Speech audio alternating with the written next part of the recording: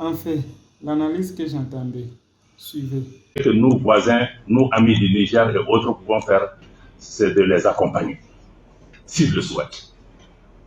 Mais c'est un pays, c'est un État souverain. Laissez-les régler leurs problèmes. Vous ne pouvez pas leur apporter la solution, c'est un différend interne. Et le Mali condamne toutes les ingérences extérieures par rapport à la situation au Niger. Toutes les ingérences qui sont d'ailleurs à la base des problèmes qu'on connaît actuellement au niveau du Niger. Et nous mettons en garde, parce que ceux qui aujourd'hui essaient de promouvoir une agression, parce que ce n'est pas une question de dire qu'on va faire une intervention chirurgicale, ça va durer 3 jours, non. C'est une agression, c'est une invasion d'un pays souverain. On a vu l'invasion, l'agression de l'OTAN en Libye, c'est que ça. Mais ceux qui ont agressé la Libye, ce n'est pas eux qui ont des problèmes, c'est nous qui avons des problèmes. Et ils sont partis. S'ils attaquent le Niger aussi, nous, on va vivre ça ici. Certains nous disent, oui, mais il faut vous occuper de vos problèmes, le Niger. Non. Le problème libyen, là, n'est pas devenu le problème malien. Tu peux t'asseoir, tu dis que tu regardes, ça ne me concerne pas jusqu'à ce que le feu arrive à ta maison. Non. Non, parce que nous savons que les désordres qu'ils vont créer là-bas, ça va créer une catastrophe humanitaire avec des mouvements de population à travers nos frontières. Déjà, avec un embargo inhumain, je n'ai jamais vu ça, fermer hermétiquement un pays, la nourriture, les médicaments, rien n'entre.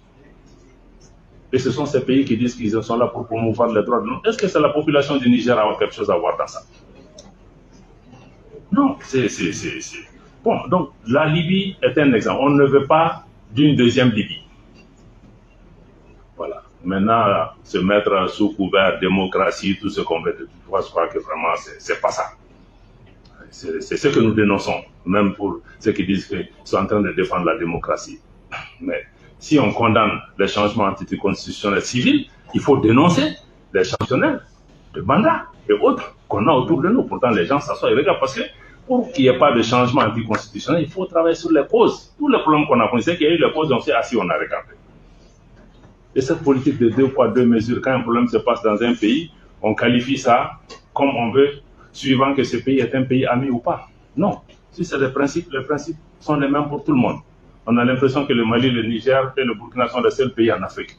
Mais il y a des situations qui se sont passées ailleurs en Afrique où on a cautionné. Bon. Et vous venez, il ne faut pas avoir de complexe par rapport à ça. Ce n'est pas la démocratie qui est en question. Ce n'est pas la démocratie qui ne vient pas. On est tous engagés pour la démocratie, on vient de changer la constitution, on va à l'engagement. Mais ce n'est pas ce qu'ils cherchent. Parce que même dans la démocratie, il veut que qu'ils viennent des gens qui leur sont favorables. En fait, c'est ça la question. La démocratie, c'est que si j'ai quelqu'un que je contrôle qui est là, c'est un démocrate. Voilà. Ça ne tient pas. Et ce qui est aussi à la cause des situations actuelles, c'est qu'il n'y a pas de solidarité. Ces pays qui viennent aujourd'hui, qui donnent des leçons au Niger, au Mali, etc. Mais est-ce qu'ils nous ont amené un seul Kalachnikov pour nous battre? Non. La CEDEAO s'élève, on a force en attente, on est en train d'activer. On se dit, ah bon, tout ce temps-là, vous avez une force. Pendant 10 ans, nos gens sont morts, les terroristes nous ont attaqués. On n'a jamais vu un sommet pour dire que oui, on va envoyer 1000 hommes au Mali pour se battre contre les terroristes. Maintenant que vous avez un des vôtres qui est entre les mains des militaires, vous vous réveillez et puis tout de suite vous avez une force. Quel message ça envoie aux populations africaines? Est-ce que c'est leur vie qui est importante? Ou c'est autre chose? Ou c'est d'autres jeux? Ou c'est d'autres qui ont besoin de la CEDEAO pour faire le sale boulot pour eux? Donc c'est pourquoi le Mali, nous on a été absolument clair, on n'est pas d'accord. Et on a indiqué que s'il y a une agression, une invasion contre le Niger, le Mali se retire purement et simplement. Parce qu'on ne peut pas volontairement adhérer à des organisations, que ces organisations deviennent des instruments d'agression contre notre pays.